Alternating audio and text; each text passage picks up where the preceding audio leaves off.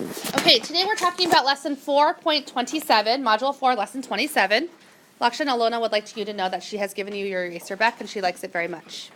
Meanwhile, the learning goal for today is I can solve problems using fraction division. So we've learned how to divide a whole number by a unit fraction.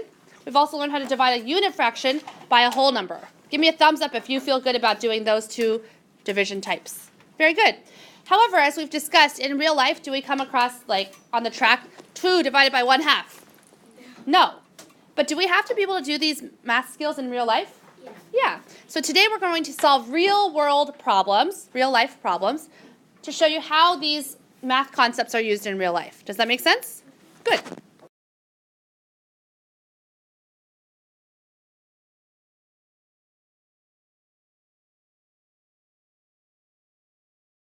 To remind you, we're really looking at how there's a division part, which is equivalent to a multiplication sentence, and then you're giving me the answer.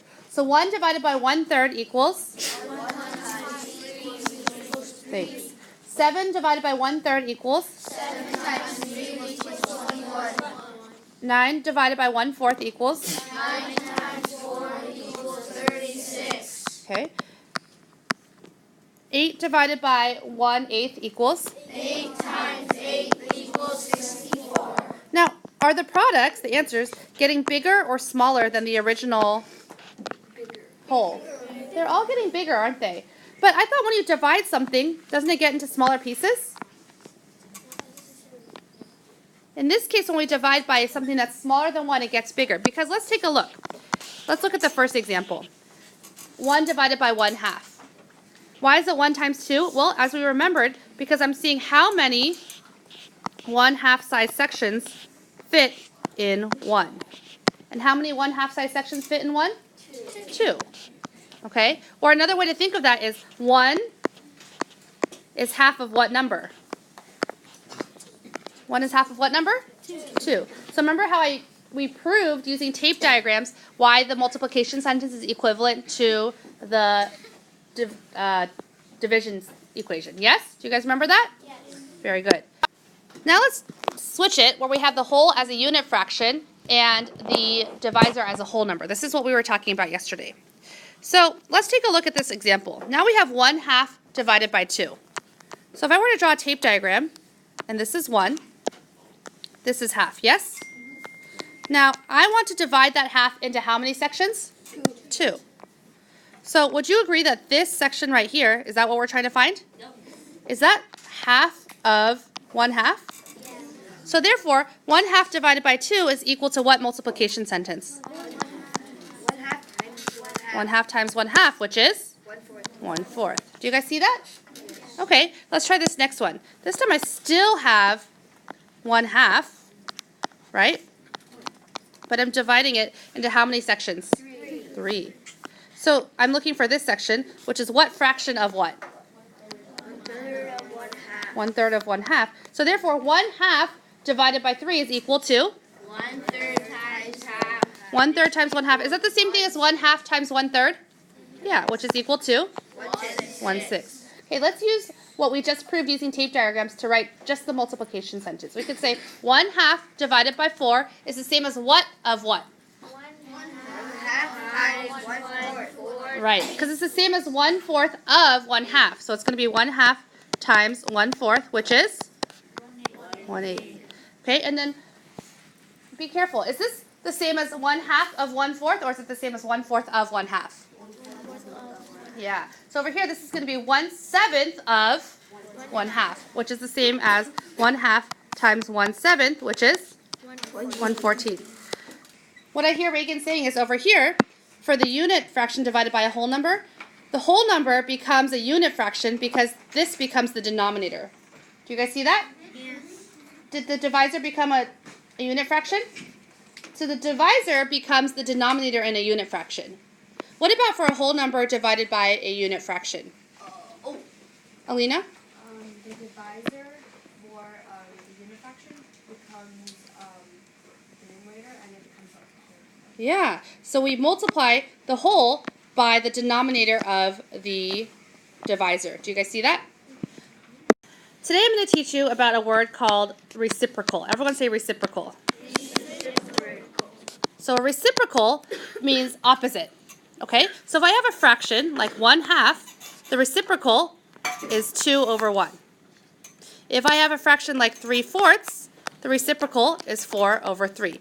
Notice how I'm not writing an equal sign. Are those two fractions equivalent? No, but they are reciprocals. What do you notice about the reciprocals of each other? What do you notice? Sonia?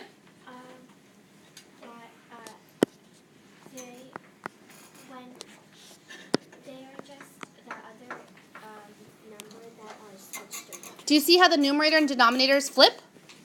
Before, 1 was the denominator, but in the reciprocal, it was the numerator, but in the reciprocal it becomes the denominator. Do you see that? Use what you know now about the word reciprocal to explain what's happening when you multiply. Okay, look at that. So, hopefully you saw this relationship. When you have division involving fractions, you multiply the whole by the reciprocal of the divisor. Give me a thumbs up if you got to that conclusion yourself. Let me show you what I mean. Let's take this example right here. We have 1 divided by 1/2. What's the whole? 1. What's the divisor? 1/2. Okay, so according to this rule I just put, when you have division involving fractions, is this division involving fractions? Yeah. I multiply the whole. Okay, so what's the whole again? 1. By the reciprocal of the divisor. What's the reciprocal of the divisor? It would be 2 over 1. Is that the same thing as 2? So that's 2. Is that what we did up here? 1 times 2 equals 2? Nice. Let's try another example. Let's do the opposite. 1/3 divided by 2. Okay? 1/3 divided by 2. Do I have division involving fractions? Okay, so it says I multiply the whole. What's the whole? 1/3 by the reciprocal of the divisor. What's the reciprocal of the divisor? 1/2. Because is 2 wholes the same thing as 2 over 1? So the reciprocal, if I flip them around, is 1/2. Yes? And that equals 1/6. Is that what we did up here? So check these problems we did. Talk to your table group. Are we always finding it by multiplying the whole by the reciprocal of the divisor? Check. Go.